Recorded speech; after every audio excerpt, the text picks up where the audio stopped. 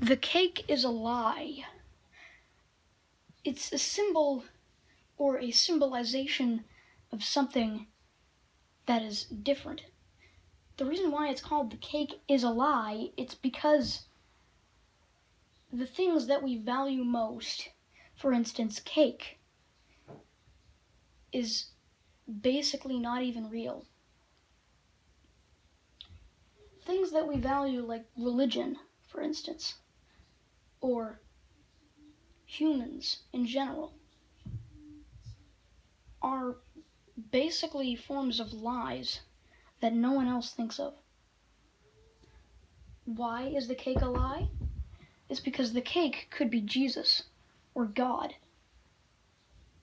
or some sort of being that is holy, or some sort of being up there in heaven, or wherever it is. Who knows where it is?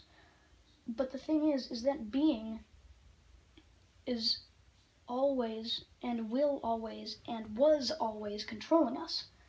And I mean, the thing is the Big Bang, even though we've known what the Big Bang symbolically was, we don't know how it started before that.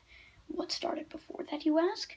Well, it was probably some sort of random alien somewhere in another universe, and it was on some sort of virtual reality game or some sort of video game, and it decided to create a new game. Every time that alien creates another new game, another universe or galaxy is born. And it decided to locate some sort of random planet and place a bunch of creatures on there. And those creatures functioned to breathe, live, see, hear, smell, and do all the other things that a normal human can do. Even the internal organs can be programmed, and such. But the thing is it's kind of weird to think about that, because us ourselves thinking, speaking, breathing, living, etc., etc., I mean, all of that could just be programmed as binary code, right? Well, technically, yeah, because the reasons why those aliens never wanted to visit us, or even because we're not even real in the first place, we could just be in an actual simulation, or some sort of simulated thing that controls what we're talking right now, and what we're saying, and what we're hearing, and what we're seeing, and every single thing that is programmed for our body to do. It's insane. It's very crazy. It must be some sort of supercomputer alien that is above everyone else, and like, it gives us life, but it also gives us cancer. It can give us death, or it could give us an extra limb. It's pretty insane. And I mean, it can basically control the whole entire universe, and it is some sort of immortal being out there that controls everything. But the only thing that we don't hope, and that we don't want, is for that alien to step over the plug and pull the plug out of the socket. That causes us to go extinct, and the galaxy to die. The thing that we want to do is because, really, Christopher Columbus discovered America. When you say that sentence, you know why Christopher Columbus did discover America. He discovered America, and then he brought diseases and viruses to the Native Americans, because the Native Americans were not immune to those viruses like the British were and the Europeans were.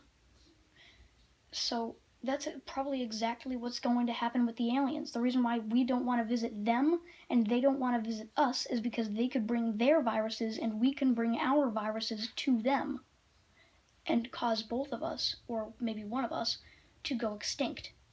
And that's the reason why aliens don't come here. Or maybe they do. Who knows? They could be so high-tech that they're different than us, and they could just think that we're too, primitive, or something like that, to be seen by a higher class of individual person, or some sort of thing like that. Another thing is the fact that maybe there's no sort of thing like that. Maybe we're just binary code, and I mean, the thing is that could be easily explained, but I mean, the thing is, it's kind of hard to explain how it works. The apocalypse could already be upon us because technology is going so fast. And I mean, literally 150 years ago we made the first airplane, and then 150 years later, after the airplane was invented, we have the first iPhone. That's absolutely insane. It's crazy. It's very insane. And then I mean really, it's crazy. I mean, Cleopatra was closer to the first McDonald's than the pyramids of Giza being built. And that's just crazy. She was closer to the time of the first McDonald's being built than to the time of the Great Pyramid of Giza being built. That's just crazy. And I mean, the thing is, we still don't get how the universe works. Is the universe just some sort of save file in some random alien's cloud that it works on day and night? Or are we actually real in the first place? We could be, we might not be. We could be programmed by some sort of supercomputer-like device or some sort of thing like that. It's because the AI are creating their own AI. It's because those aliens up there or somewhere or wherever they are controlling us, and we are making our own AI and thinking deeply about all of this stuff, but yet it's not us who's thinking about the stuff. It's who we are controlled by is thinking the stuff. We technically aren't the brain or the main control center of our body. We just explain all of our personalities and feelings in there. Our brain was actually created as some sort of thing like how ant colonies work. The ants basically work together as a singular organism, even though they all have separate personalities. Yet they work together as a same organism, so the human race could actually be defined as one singular organism that envelops Earth. And that's the reason why it's so weird to observe and see how everything works in the world, even though we still don't know how anything works at all. It's because we are making our own technology, and then our technology could make its own technology, and that technology could make its own technology as well. And then it keeps going and keeps going and keeps going until every single being on the planet is technology. No matter if you have some sort of brain implant or some sort of limb sort of disease or whatever, every single person might be technological. And I mean, the thing is another thing is the fact that people who are genetically modified or people born with IVF or some sort of other procedure like that could overtake us and kill or murder any sort of person that is non-genetically modified and overtake them, sort of like the Nazis, or for instance, like the Nazis or the slaves in the 1800s in America, like the whites and the slaves, like the whites and the blacks. I mean, really, that's how crazy it was, or that's how crazy it will be in the future, or if it could be like that in the future. I hope not. But I mean, the thing is the world is so weird and so insane that no one really knows what we technically are. Are we Homo sapiens? No. That is actually an endonym. Homo sapiens are what we call ourselves. Like an endonym and an exonym of a country. An endonym is the name that the country calls it. Like, for instance, Germany is actually called Deutschland. And Germany is just an exonym what the rest of the world calls it. France could call Germany something totally else than Germany. Spain could do the exact same thing, but always in English, Germany will be Germany. And I mean, really, it's insane.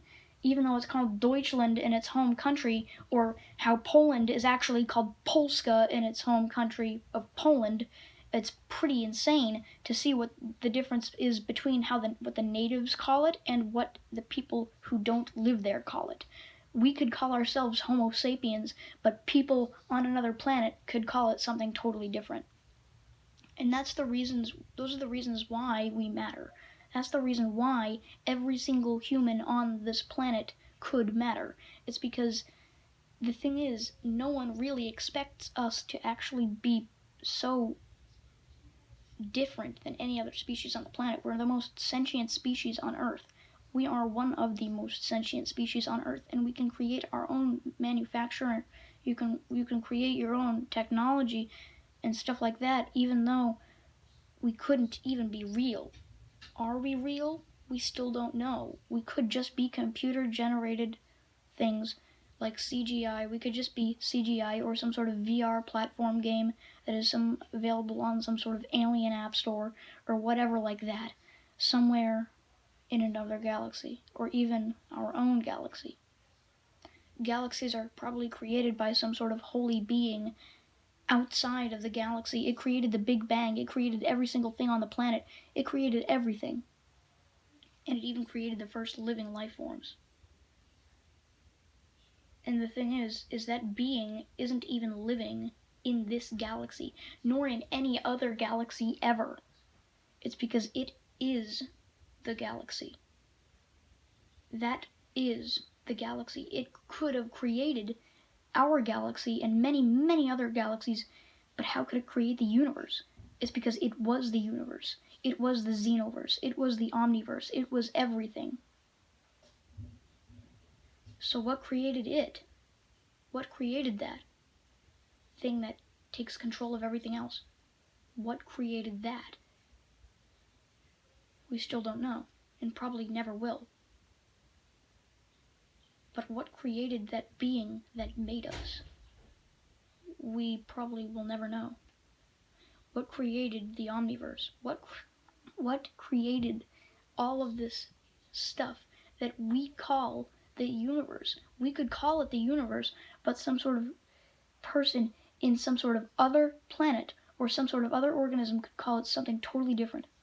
There's a difference between an exonym and an endonym. An exonym